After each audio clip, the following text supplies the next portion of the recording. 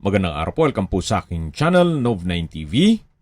Patalasasan po, meron po ba kayong mga properties na napapabayaan or non-performing assets? Plan nyo ibenta, pero wala kayong oras pagbenta nito.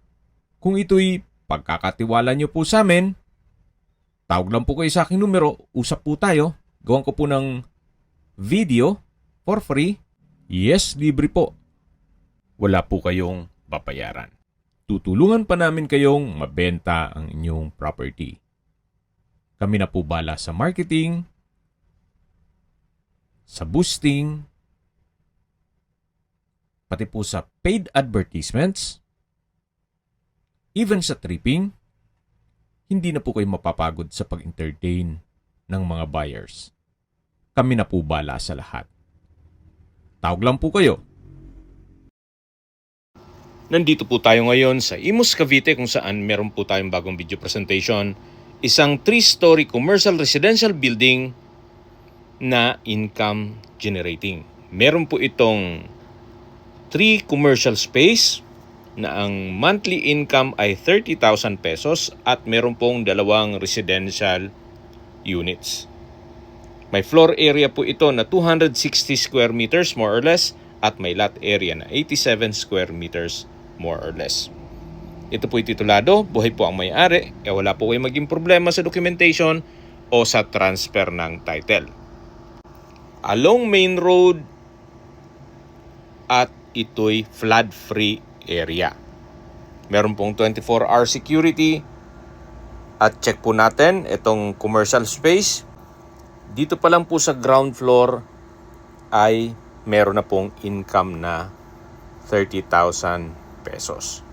Kung sakaling ma-acquire nitong property, pwede naman pong i-endorse sa inyo ni owner itong mga nangungupahan para tuloy-tuloy na ang renta dito sa ground floor. Ito po yung pangatlong commercial space na meron na rin pong nangungupahan. Meron na rin po itong folding door gate or collapsible shutter gate. Hindi lang natin mapasok ito gawa ng bigyan naman natin ng privacy itong mga tenant.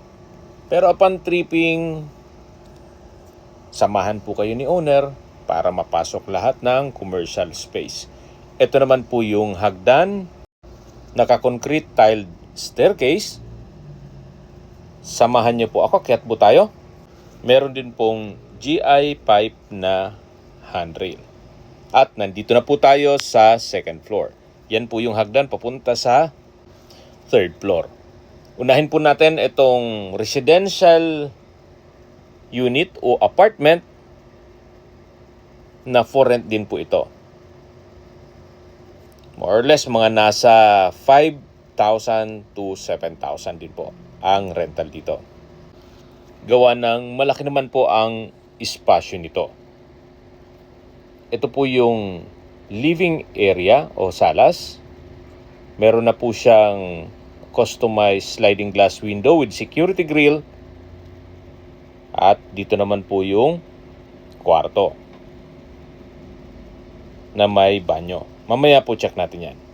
Ito pong kwarto ay malaki naman ang espasyo. Meron din pong mga customized glass windows. Kaya nakapaaliwalas din po yan. High ceiling, naka-tiled flooring. Konting retouch lang po dito sa pintura ng wall. At meron din po itong sariling banyo o toilet and bath na naka-tile bathroom wall at may water closet. May wall-mounted towel rack at tissue holder. Yan po yung toilet and bath ng residential unit o apartment. Ito po ulit yung living area o salas at lalabas na po tayo. Yan po ulit yung hagdan. Yan po tayo pumanik kanina. At dito naman po tayo sa isang hagdan na papunta naman dito sa third floor. Kung sakali man po na gusto nyong tumira dito, malaki din po ang espasyo nito. Actually, dito nakatira si owner sa 3rd floor. Kaya may bahay ka na, may paupahan ka pa na 2 residential unit at 3 commercial space. Ito po yung unang kwarto dito sa 3rd floor. Malaki naman po ang espasyo. Kailangan retouch lang dito sa pintura ng ceiling at wall, naka-tiled flooring. Wala po pala silang nabanggit kung yung mga kagamitan ay kasama po. Siguro kung maibigan nyo, pwede naman nating i-negotiate po yan. So yan po yung unang kwarto dito sa 3rd floor. At lipat na po tayo dito sa may living area o salas. Sa dulo po ay may hand wash basin at banyo. Malaking bagay din po itong glass walls and windows dito sa natural ventilation. Ito naman po yung pangalawang kwarto o second bedroom. Malaki din ang espasyo, naka-tiled flooring at konting retouch din po dito sa pintura ng ceiling at wall. At labas po tayo, balik ulit dito sa living area o salas. At sa dulo naman po yung dining area. Dito naman po ay may another room. O 3rd room na po yan. Meron pong natutulog kaya hindi natin mapasok ito. Yan po yung dining area na may dining set. Meron pong hand wash basin. At yan po yung tinutukoy ko na banyo o toilet and bath. Check natin. May bathroom window, naka-tile bathroom wall, at may water closet. Yan po yung toilet and bath o common toilet and bath dito sa 3rd floor. Mula naman po dito sa dining area, ito naman po yung kusina o formal kitchen na may kitchen countertop, kitchen cabinet, at dito na rin po ang water tank at service area. Ang kagandahan po dito sa tiled countertop ay madali pong linisin. Ito po yung tinutukoy ko na water tank at yan naman po yung laundry area o service area. Although maayos naman po ang water supply, yan naman po in case ng water shortage. Ito po yung another toilet and bath na may water closet, naka-tile bathroom wall, tissue holder, at bathroom window. Tunghayin niyo po ulit itong 3rd floor na meron pong 3 kwarto at malaking living area at dining area. At ito naman po yung isang hagdan papunta naman dito sa kabilang side na kung saan dito po nakapwesto yung isang residential unit o apartment. Na sa ngayon, hindi po natin siya mapasok. At meron pong nangungupahan. Pero halos same size lang din po ito nung isang apartment na naipresent ko sa inyo. May glass walls and windows. Mula naman po dito, meron po itong nakabukod na hagdan o entrance sa kabilang side ng building o sa street. Naka-glass door po siya at mayroon na rin pong mga kagamitan yung nangungupahan. Ito naman po yung tinutukoy ko na kabilang entrance ng building. Na pagbaba nyo po, another street access. Gawa ng ito po'y nasa corner lot. Malapit din po ito sa clubhouse. Ito po yung tinutukoy na clubhouse. Kung sakali man na may okasyon ang inyong pamilya, pwede pong ganapin dito. At meron din pong swimming pool.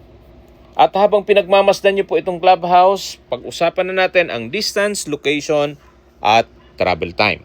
Mula po sa Aguinaldo Highway, ang distance is 950 meters at ang travel time is 3 minutes.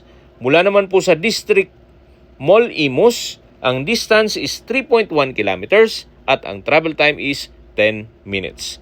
Mula naman po sa Vermosa, ang distance is 5.8 kilometers at ang travel time is 14 minutes. Mula naman po sa South Imus Specialist Hospital, ang distance is 3 kilometers at ang travel time is 10 minutes. Yan po yung lagi kong binabanggit sa aking video na dapat nyo i-consider sa paghanap ng property ay yung meron pong malapit na hospital. Hindi ko naman po sinasabing sakitin kayo, yan naman po ay for emergency purpose lang naman. At mula naman po sa De La Salle Medical Health Science Institute, ang distance is 5 kilometers at ang travel time is 13 minutes. Malapit na rin po doon ang Emilio Aguinaldo College. At mula naman po sa Manila o sa airport, ang distance is 29 kilometers at ang travel time is 49 minutes. Yan po, tunghayin nyo po itong napagandang property na income generating.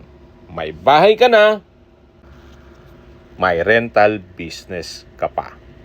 Binebenta po ito ni owner sa murang halaga. 11 million pesos net.